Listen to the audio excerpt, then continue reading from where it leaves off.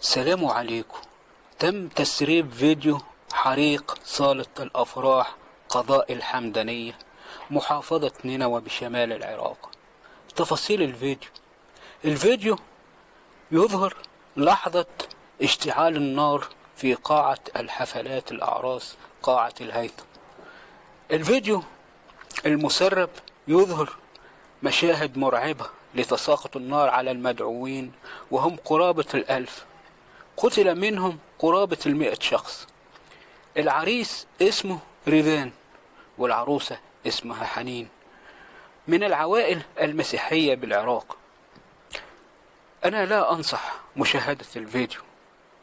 لا حول ولا قوة إلا بالله. سلام واحترام للجميع.